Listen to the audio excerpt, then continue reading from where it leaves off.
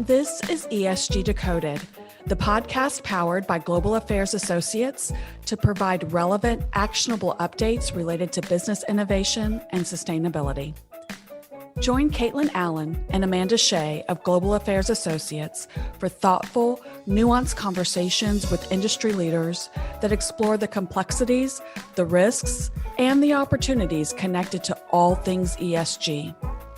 I'm Yvonne Harris, a consultant and co-host, and I will be collaborating with Kaitlyn and Amanda for the discussions that we will present on this podcast. Put simply, ESG is everything that is not on your balance sheet. This leaves room for misunderstanding, oversimplification, and the tendency towards one-size-fits-all perspectives. None of that will happen on this podcast. Enjoy this episode. Welcome back to ESG Decoded. I'm your host, Kaitlyn Allen, and today I have with me Jennifer Guidry. Jennifer is the Vice President of Global Health, Safety, and Environment and ESG, Environmental Social Governance, for Precision Drilling. With 25 years of global experience leading change in the upstream oil and gas, heavy construction, and environmental remediation, she's known for creating industry-leading strategies that drive cultural change in organizations. Jennifer, welcome to the podcast. Thank you, Kaitlyn. Happy to be here. Well, we've known each other for many years now, have worked together at a couple of different companies, but our listeners don't know you. So I'd like to ask you just somewhat of a personal question to give them some insight into who you are. So I want to start by asking you about travel. I know you and I both love travel. What was one of the most impactful trips that you've had in your life? Oh, great question, Kaitlyn. I think probably the most impactful trip I've ever taken was actually probably about 20 years ago when the CEO of my company was getting married in Chandigarh, India, and he invited us to his wedding. And I had never been to India, never been to an Indian wedding, so I was very excited to go. I was really interested in different cultures and really passionate about learning, but I was quite surprised at what I didn't understand about going to an underdeveloped country. And I think that it's really shaped who I am and what's important to me since that trip. And I actually still talk about it. So really understanding what poverty, what the lack of infrastructure, the need for education, and the need for resources, I think that's really been a focus area for me throughout my career. So I feel extremely fortunate that I was able to have that experience, 20 years ago, because I really think that it's kept me very centered and very focused on what's important to me and how I want to contribute. Yeah. And I think that's so apparent even in your career choice, right? HSE, health, safety, environment.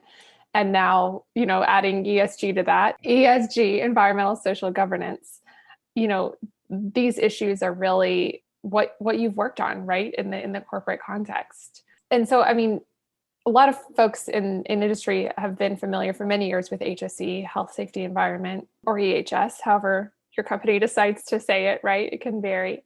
And you've been a vice president of HSE at several different companies, but you've also managed sustainability issues and now have ESG in your title. So I'm just curious as to how you see the evolution from HSE to ESG, or where there's overlap, where there isn't, the similarities and differences. Could you tell us a little bit about your thoughts on that? Yeah, absolutely. I think earlier, even when I think earlier, I think back just 10 years, when people were talking about sustainability, they were really talking about sustainability with respect to environmental. So if you had a recycling program at your office, or if you installed those motion sensors in your office so it would turn off the lights, I really think that's what people attributed sustainability to. I think that was also about the same time like organic products, organic foods was becoming more prevalent and more mainstream. So I think, just 10 years ago, it was more only about environmental sustainability. And I actually still think just 10 years ago, it was a niche thing, right? It was, oh, well, that's a subset group of people that are worried about the environment It's not something that we're looking at holistically, right? I think now, and especially accelerated with COVID, sustainability or ESG is really looking at the longevity of a company, of an organization, and not only the longevity of a company, but also what is going to be the societal contribution of that company in the long term. And that's not something that even 5 years ago we were really thinking about.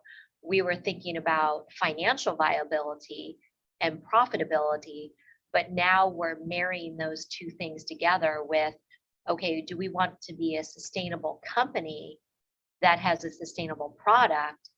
And at the same time, do we want to be financially viable?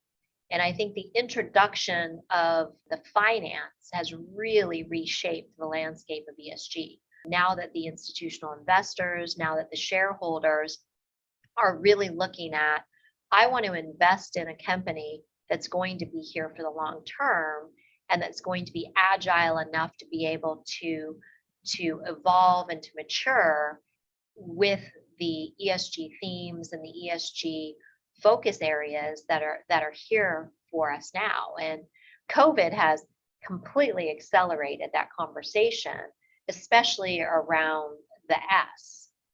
The S has really come to life in COVID with work-life balance, just with flexible work, with remote work, diversity and inclusion.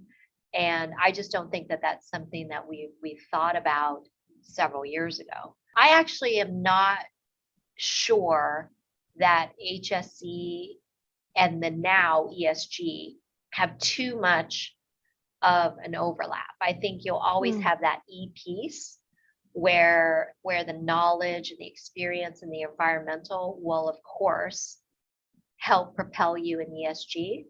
But I think with the financial and institutional investors being involved now, there's almost a new function around sustainability where you have to programmatically and strategically understand the ESG function as a whole company with a bit of a different business acumen than the traditional HSE professional. And so I actually believe that the ESG function has evolved beyond the HSE function at this point. That's so interesting, especially hearing that from you as someone that's been the vice president of HSE, been the vice president of ESG. That was always somewhat of my observation to some extent as well, that HSE, a little bit compliance driven, a little bit, obviously health and safety are incredibly important. Some companies were more safety, environment, and less health, but it was kind of lumped in there, depending on what industry, right? But I definitely have had a similar observation in that HSE is a little bit more compliance driven and ESG is a little bit more that strategic focus. Yeah. And as having that business acumen that you obviously have. So speaking of that business acumen at Precision Drilling, and full disclosure to the audience, Precision Drilling is a client of Global Affairs Associates. And we've worked with them for several years on a variety of different projects. But I wanted to talk to you about the business opportunities that you see in oilfield services as a drilling company. How do you see the opportunities? And your recent announcement of Evergreen, would love to let our audience hear a little bit more about that and the thinking behind your launch. That's a great question, and it's been one that we've really, in some ways, been challenged with over the last couple of years. So as a land drilling contractor, with respect to our greenhouse gas emissions, our scope 1 emissions are actually our clients' scope 1 emissions. So there was a whole lot of conversation around operational boundaries and organizational boundaries. And when we decided, not only us, but as an industry, that our scope 1 emissions actually don't belong to us, they belong to our customers, the conversation then had to turn to what can we do as an organization to contribute to the reduction and the efficiency of our customers' scope 1 emissions. And actually, when we were able to pivot our thinking to how can we create a better value proposition for our customers, the sky became the limit. And so we're quite excited. We launched our Evergreen brand. And really, our Evergreen brand is how we're differentiating our products with respect to environmental impact. So, how are we using alternative forms of energy to power our rigs? What different fuels can we use? What different power sources? And then the monitoring equipment, the technology around the monitoring equipment, so we can have a real understanding of, is our equipment running as efficiently as possible, which then obviously gives a downhole effect of reduced greenhouse gas emissions. So really, once we are able to make that transition from, wait, our scope 1 emissions are actually our customers' scope 1 emissions. And so how can we be a better service provider? How can we be a better contractor to them? We created this technology team within our company to simply look at how can we use alternative forms of energy and how can we optimize our drilling rigs so that we can take both of those things to reduce our environmental footprint. And that's when it got really exciting, actually. And then we started doing a little historical research into precision. And I found out that in 1990, we actually ran our first electric grid powered rig. So that was exciting. So it's something that we've actually been thinking about way before, this emphasis and focus on ESG. And I just thought that was a wonderful bit of trivia in our history.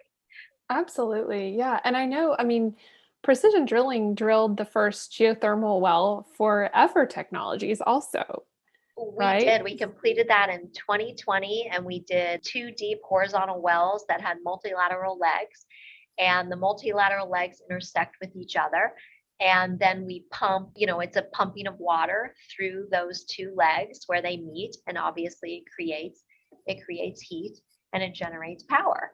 And that's something that we're particularly proud of, and we're actually sponsoring some further innovation and initiative work in Canada around trying to get more government support and funding around geothermal wells. I think this is one of those things that, a lot of folks, they look from the outside in and say, oh, well, that's an oil field services company, right? But actually, almost all of the companies in the OFS sector are really energy service companies, or have the potential to be, and are doing things like drilling geothermal wells, right? Who's going to drill your geothermal well? It's going to be a company like Precision Drilling, right? Well, and the great thing is we use our existing equipment. We don't have to really do any retrofit or modification to our equipment. And then our crews, they're the same crews. So we're utilizing our equipment and our crews to do these geothermal wells. And so it's really a benefit for our company, for our employees, and then obviously for our community. Yeah, absolutely. Thinking about oil field services more broadly, I know you've been very involved in the sector, both through your workplace, but also through leadership within industry organizations. I'm just curious how you've seen the shift happen in the industry more broadly, based on your experience in industry, and as well as those associations. So attitudes toward energy transition, toward climate change, toward diversity. How have you seen that evolve? So in full transparency, I've only been on the services side of the oil and gas industry. So I have not been on the E&P side, and I've only been upstream. So my comments really are around oil field services. So I started in the oil field in 2006. So a bit of a junior oil field employee, so to say. And let's be honest, I worked for one of the largest oil field services companies in the world. And there was discussion around diversity and inclusion, but it was discussion. It was somewhat aspirational goals, as well as ESG and optimization and energy transition. They were more aspirational. They were more future speak. Because at that time in 2006, so many things just weren't economically viable with respect to energy transition. in 2006, there wasn't the emphasis, there wasn't the world emphasis, there wasn't the societal emphasis. And I mean, in 15 years, things have rapidly changed. I'll tell you a funny story. In 2006, like I said, I started working for one of the largest oil field services companies in the world. I happened to be driving a hybrid vehicle. And I came out one day and there was a sticky note on my car that said, just as a reminder, you work in the oil field now. Oh my gosh. And it's an interesting thing that I look back on now. That was just a mere 15 years ago. So I Wow. think that oil companies had a small team and a small division that was focused on alternative energy and energy transition. But now you're seeing the EMPs that have divisions and really talented, seasoned professionals that are dedicated to alternative energy, to storage of alternative energy, hydrogen teams, wind teams. And I just don't think that that's something that organizations would have allocated capital to 15 years ago. Diversity and inclusion was really focused primarily on race, and then it was gender. But now diversity and inclusion is, race, gender, identity, sexual preference, but it's also on the way you think.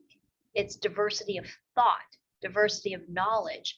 And I don't think 15 years ago, the conversation of diversity of thought was included in this definition of D&I. So when you look at people who are going into executive and senior executive positions, it used to always be, well, the senior vice president of operations has to have been the vice president of operations. But now they're looking and they're saying, well, wait, what's wrong with somebody who managed finance? Because they have a different thought, a different context. And so this diversity of thought, I think, is really the game changer in the industry, because with that diversity of thought, you've got innovation and creativity and future speak. And I actually think that that is going to be the biggest catalyst for change in a very traditional conservative industry that oil field services is. Absolutely. And I think we're living in a time where change feels constant and fast and very unpredictable. And that's one of the reasons I think it's so interesting, the work that you're doing, the work that you have done, both at previous companies, but now at Precision, of that flexibility of thinking as well, and really looking at these trends, looking at it from the customer perspective. And like you said, just how do you get from the sort of naysaying, oh, the barriers, oh, the challenges, and this, poor oil, right?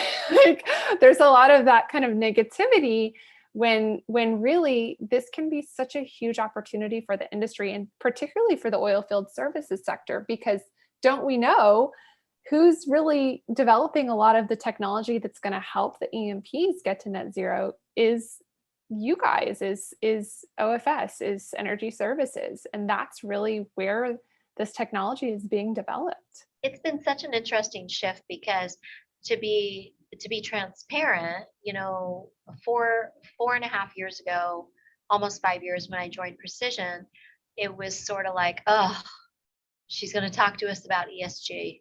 Oh, how do we stop this conversation? How do we make her go away? But watching the organization, the board of directors, the CEO, watching Kevin get excited about how we can differentiate ourselves as an ESG leader and how we can position ourselves as a real value add to our customers, it's been exciting. We've seen our engineering and technology groups get passionate about this. They've come up in just the shortest amount of time. They've come up with spectacular ideas, and customers are excited about it. And I really think it's rejuvenated our culture. I think it's rejuvenated our technology group and our engineers. And I think it's given them future. It's future speak. It's longevity. It's, most of the technology group, they've got 20 years left in their career. And so how can we be on the leading cutting edge of the energy transition? And it's been really neat to watch them get so excited and to watch the innovations and to watch the light bulbs go off over their head.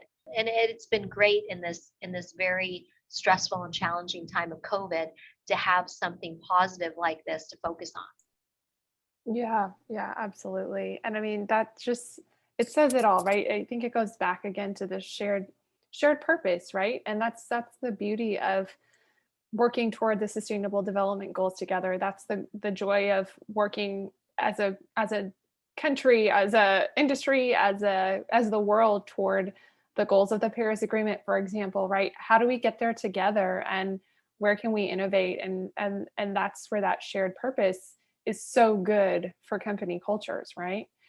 Absolutely. But we're being kind of rosy. I mean, we should bring up, it's not easy. It's not all easy. Not all easy. Could you speak a little bit to the challenges, any barriers you face? I mean, I'm thinking, for example, just cost squeezes, right? We have the industry had a very tough year last year with COVID related demand destruction, et cetera. And it can't be all roses, right? So what are some of the challenges, and how are you thinking about them? Obviously, the first one is capital allocation, right? So we're a land drilling contractor. Our margins are very tight, are very small. Our drilling day rates are very tied to the price of oil. And let's face it, we work in a very commoditized market. So the cost between ourselves and our competitors, there's no material difference. And when you're working on very tight margins, and when you're a commoditized market, the same drilling rigs that we have, our competitors have, right? We have to be very careful about capital allocation. And the follow-up to capital allocation is commercialization. So how do we bring what we come up with? Technology people can come up with all kinds of great things, but is it commercially viable?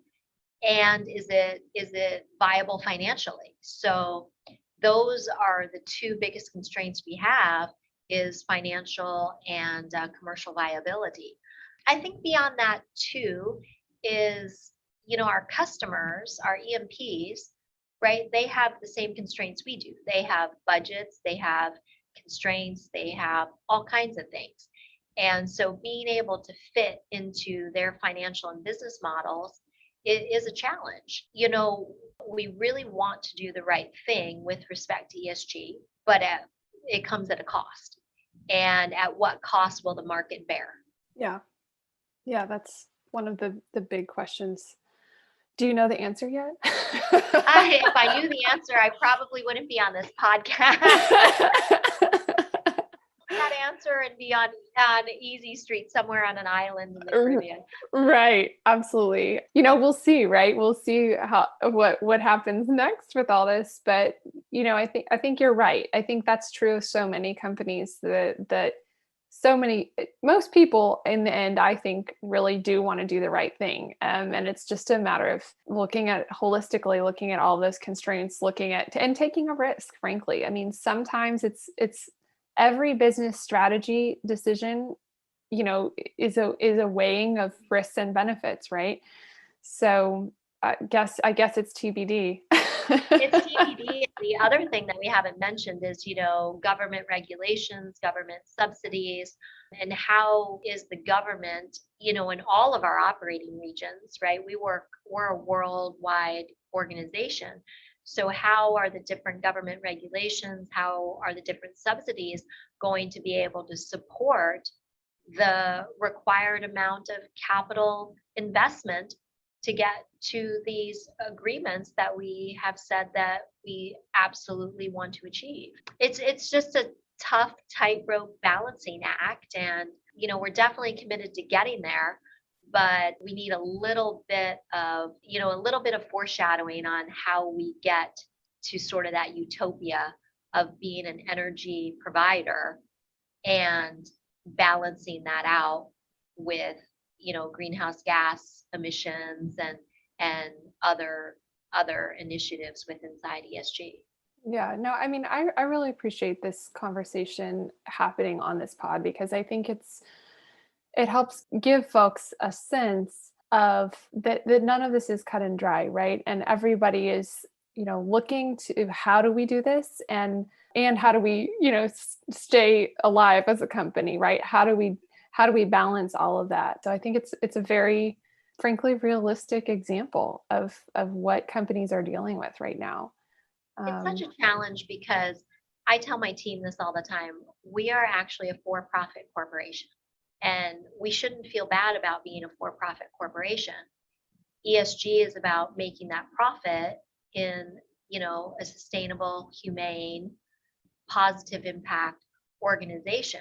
But at the end of the day, we are still a for-profit corporation, and trying to balance that within a commoditized industry really takes very, very strategic, surgically strategic plans and programs to be able to do that. And I think the messaging for people who are outside the oil and gas industry is we truly want to do the right thing. We truly want to be a part of the energy transition. We're just trying to find the best way we can do that. I think we should trademark your surgically strategic.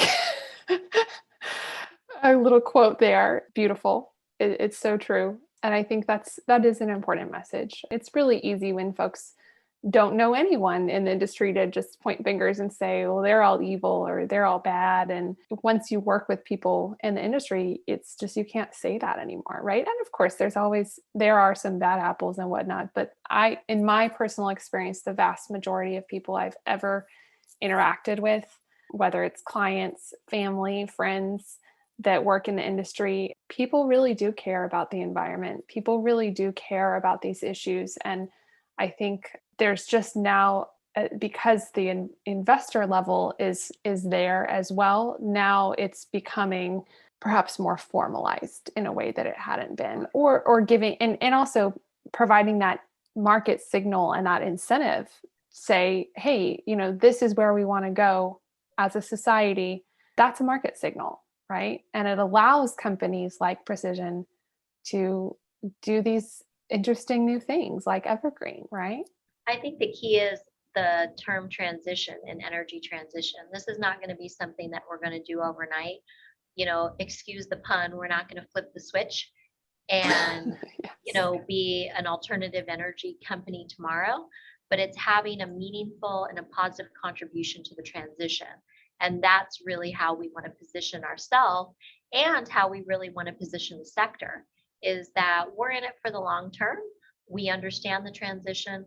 We are a part of it. We support it, but it is in fact a transition that will have stepping stones to get there. Yeah, absolutely. I want to switch gears a little bit with you. So, Jennifer, we've worked together a long time at a couple of different companies, at Lane Christensen, now at Precision Drilling for 4 years, or I guess 4.5. You said you've been there. I would like to know from you, what do you most appreciate about working with us, working with Global Affairs Associates? Well, we have known each other a long time, and I certainly have appreciated the evolution of our relationship. And I think that word relationship is key on how I like to work with not only my team, but with consultants.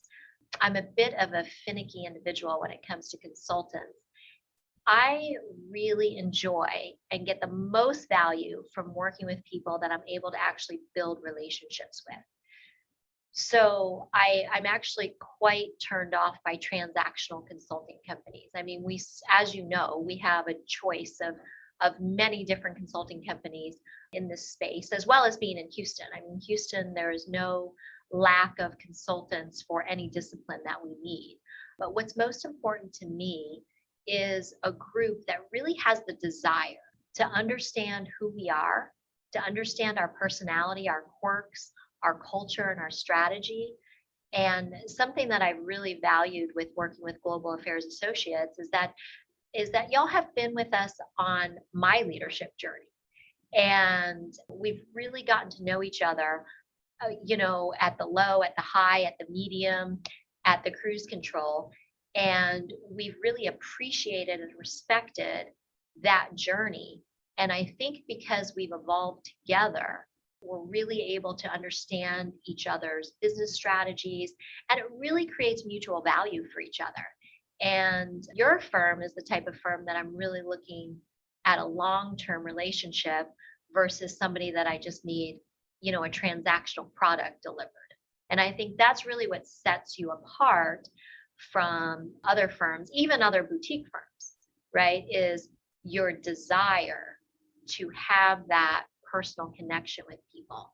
And it's demonstrated, every day through all of our projects. Wow. Thank you so much. I wasn't expecting you to say precisely that. And I'm honestly a little bit touched.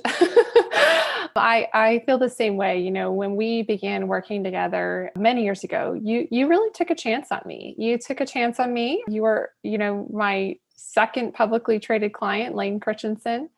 And, this kind of transitions into the mentorship piece, but I learned I was pregnant right away. It was like you hired me and then I found out I was pregnant with my second child. And, I frankly felt bad, I'm like, I've just signed this contract and now I'm going to not be available in, 8 months.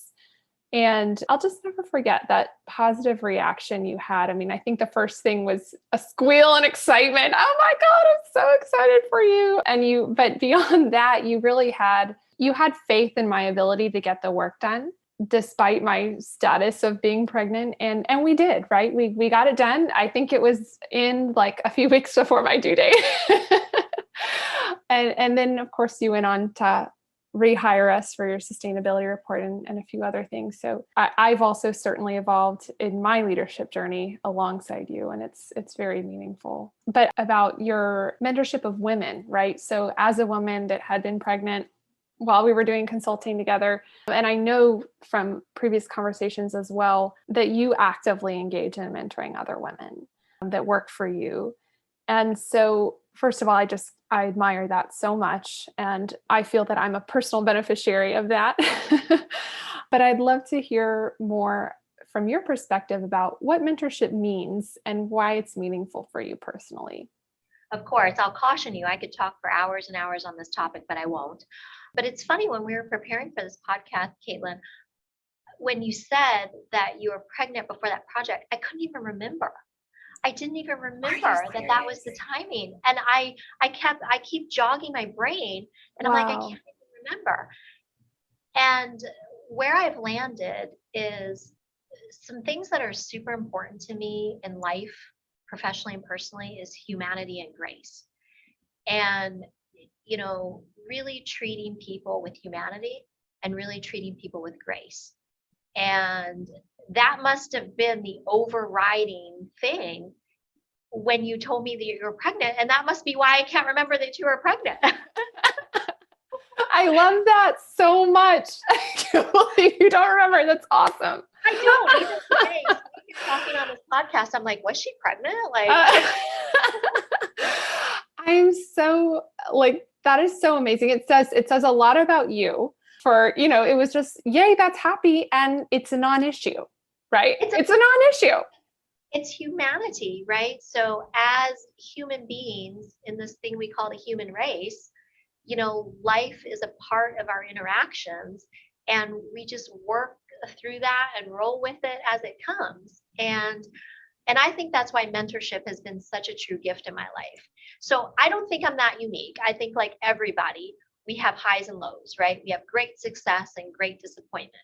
I do think I'm unique in a space where I have somehow been so fortunate to be the recipient of great mentors that honestly I haven't sought out, that have come to me, and I didn't even know that they were mentors until I was kind of in it. But how fortunate I have had that people have stepped up and stepped into my life in very pivotal times and been my mentor. And honestly, I can't imagine being on this leadership journey without them. I mean, I think anybody that tells you that a leadership journey is easy is a big liar. It has been the most excruciatingly emotional journey of my life, but it pays off in spades, both personally and professionally. Wow. And without a mentor, I'm not sure that you would have been able to scrape me up off the floor. You know, Wow. I've really come to believe that every person, every situation, every single person, every single situation that shows up in your life is an opportunity to teach you, but you have to be interested in being taught, and you have to be interested in learning. I often think about that old adage, you know, those repeating situations. Why does this keep happening to me? Why does this keep showing up? What's going on? And they're showing up because they're a lesson. And if you don't learn the lesson, you hit the brick wall. Yeah. And we've all seen people hit the brick wall. I hit the brick wall personally. And it is the universal signal to you're either going to grow and evolve, or you're going to be stagnant and hit this brick wall. And I kind of believe that the universe is relentless. The universe is sending you flag, flag, flag. And if you don't see the flag, we're going to implode everything so that you see the flag, right? And when So your true. world implodes, it is fantastically spectacular to have a mentor there to be able to walk you through it. I will tell you, I was going to say I'll only tell you, but this is a podcast. We can always cut it out if we need to.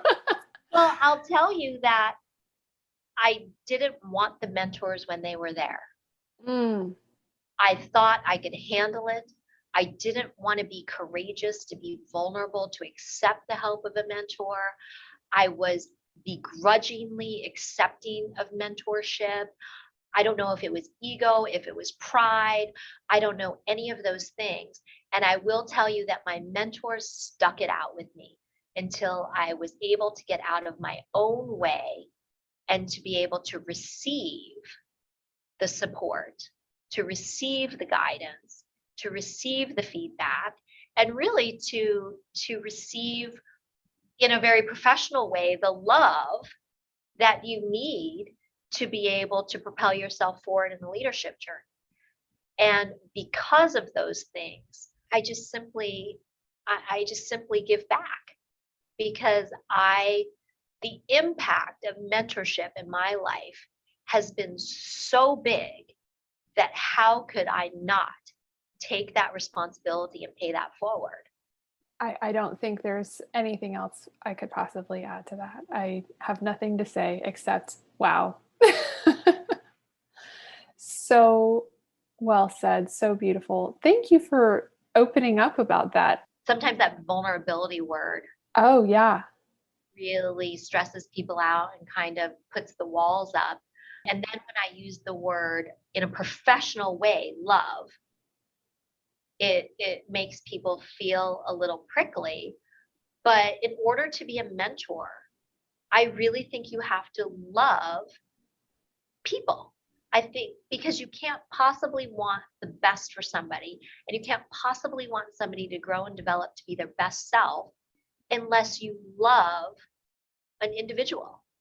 And again, I mean that in a very professional manner, but that also ties back to humanity and grace, right?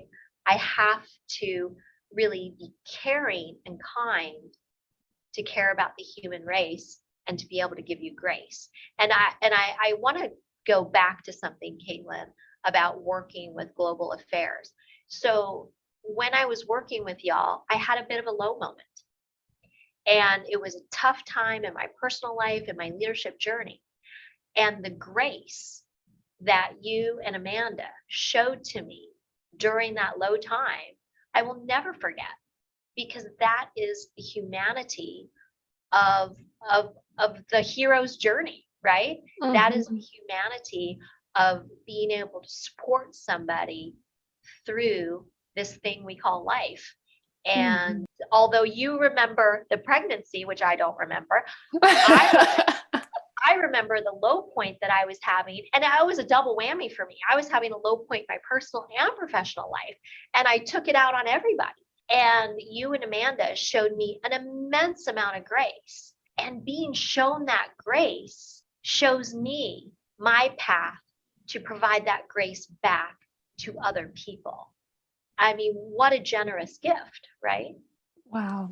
I have nothing. I mean, and that to me, I think I know what you're referencing. And honestly, it's like you said, the pregnant thing, like barely remember it. Doesn't, like under the bridge, doesn't matter, So that is so interesting, right? How different things stick with us or different memories stick with us. But yeah, I mean, this has now become a life coaching podcast.